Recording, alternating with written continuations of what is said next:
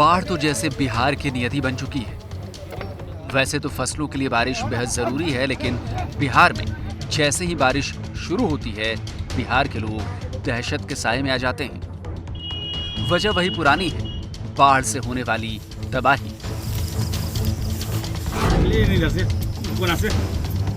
चारपाई पर कंबल ओढ़े जो आदमी आपको नजर आ रहा है, उनका नाम बलदेव महतो है। तबीयत खराब है, लेकिन अस्पताल तक पहुंचने के लिए इनके परिवार वालों को बहुत ज्यादा मशक्कत करनी पड़ी, क्योंकि बाढ़ की वजह से बागमती नदी का पानी उनके गांव बरौनी में भी घुस चुका है। किसी तरह चारपाई पर लाद कर इन्हें नाव पर लाया गया। पिताजी की अचानक तबीयत खराब हो गई है। मेरे पास कोई सुविधा न होने के कारण, पानी नदी में बहुत बढ़ जाने के कारण हम लोग आ नहीं पाए हैं। हमारा हर 3 किलोमीटर दूरी है, जहाँ पर कोई एम्बुलेंस नहीं आ सकती है, नहीं कोई यातायात सुविधा है। हम लोग यहाँ से पैदल चलकर ही जाते हैं। अभी ज़्यादा तबीयत खराब होने के कारण हम लोग खटिया पर इनको लेकर आए हैं। यहाँ नहीं कोई हॉस्पिटल की व्यवस्था है। बलदेव महतो की तबीयत रात से ही खराब है, लेकिन बारिश और बाढ़ में इन्हें अस्पताल तक पहुंचाना एक बड़ी चुनौती थी। एम्बुलेंस को फोन किया तो वो भी नहीं आई। उम्मीद ये थी कि नदी पार कर जब उस पार पहुंचेंगे तो शायद एम्बुलेंस मिल जाएगी, लेकिन ऐसा हुआ नहीं। नाव पर ले जाना भी बाढ़ वाले हालातों में खतरे से खाली नहीं था। जैसे तैसे मरीज को लेकर उस पार पहुंचा गया। सैदपुर पहुंचने के बाद ऑटो से प्राथमिक स्वास्थ्य केंद्र पहुंचे, जहां डॉक्टर ने तबीयत ज्यादा खराब होने की बात कहकर बड़े अस्पताल के लिए रेफर कर दिया।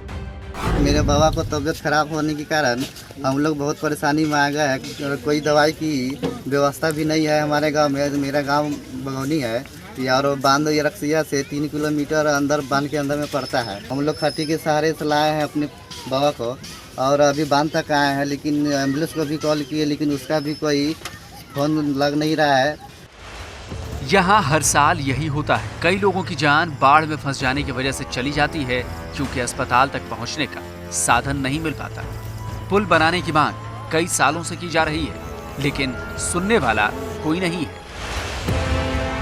यहाँ पर सालों से नाव से ही आर पार होता है और बहुत ज़्यादा कठिनाई होती है। और जब बरसात का दिन ख़त्म होता है तो उस समय लोग अपने सहयोग से रास्ता बना लेते हैं, आते जाते। ये काफ़ी बीमार हैं और इनको नाव से पार करके यहाँ लाया गया है, खटिया पर लेकर के आया गया है। 3 किलोमीटर दूर से बगौनी गांव है, वहाँ से कम वहाँ की आबादी 30 से 35 हज़ार आबादी है। और वहाँ के लोग टोटल 3 किलोमीटर पैदल आने के बाद इसी नदी से उनको उतरना पड़ता है। और आज तक यहाँ पर पुल उल का निर्माण की कितना मरतबा यहाँ से भेजा गया, कहीं से कोई उसका सुनवाई नहीं है।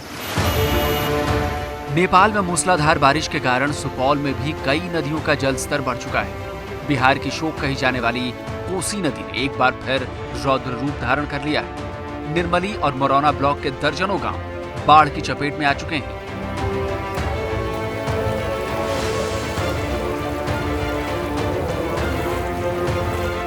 हम लोग घर से आ रहे हैं, बहुत परेशानी है। 4 रोज से पानी हेल के नहीं होता है तड़पने के लिए, तो बाल बच्चा टपाता है तब आते हैं बाहर। और कोई रास्ता नहीं है? नहीं, कोई व्यवस्था नहीं है। देखते हैं कितना पानी है, हम लोग हेल करके जाते हैं, कितना दिक्कत के साथ जा रहे हैं। गिरू के पड़ते हैं। कब से परेशानी है? परेशानी 8 रोज से है। कौन सा नदी है ये? ये नदी खरक नदी है। आने जाने के लिए दूसरा कोई रास्ता? दूसरा रास्ता नहीं है। प्रशासनिक अधिकारी कोई आए हैं देखने? नहीं आए हैं। गांव वालों के लिए आने जाने का कोई दूसरा रास्ता नहीं है, इसलिए जान खतरे में डालकर वो पुल पार करने को मजबूर है। बाढ़ की वजह से कोई रास्ता नहीं बचा, इसलिए जान खतरे में डालने के अलावा और कोई विकल्प इनके पास है नहीं। हरजाही पंचायत में खरग नदी पड़ता है, जिसमें 1 हफ्ता से खरग नदी का पानी तबाही मचा रखी हुई है। रोड, सड़क, पुला सब डूब गए हैं और यहाँ लोग के आने जाने में बहुत कठिनाई हो रही है। बच्चे सबको पकड़ पकड़ के इस पार उस पार कर रहे हैं। हम लोग विधायक जी से पहले बात हुई थी, पुल को स्वीकृति कर दी गई है। इसमें विभागीय द्वारा अभी तक कोई काम धंधा इस पर चालू नहीं हुआ है।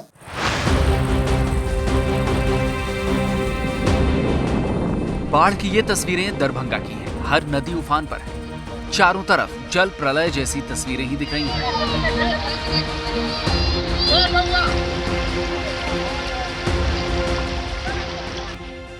यहाँ भी दर्जनों गांव बाढ़ की चपेट में।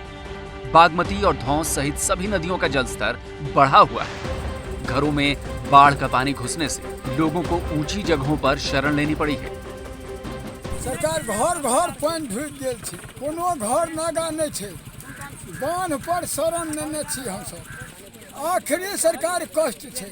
पदाधिकारी को सुधी लेने के लिए आए हैं? नहीं, कोई ना, सरकार कहाँ अले है कोई। इंसानों के साथ साथ जानवरों की हालत भी खराब है। इनके चारे का इंतजाम करना सबसे मुश्किल है। अभी तक किसी भी तरह की सरकारी मदद नहीं मिल पाई।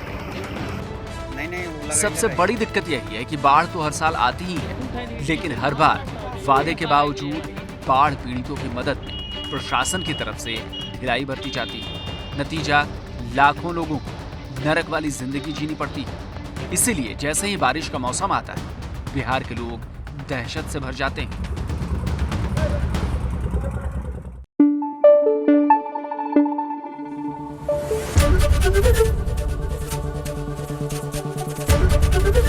एबीपी न्यूज आपको रखे आगे।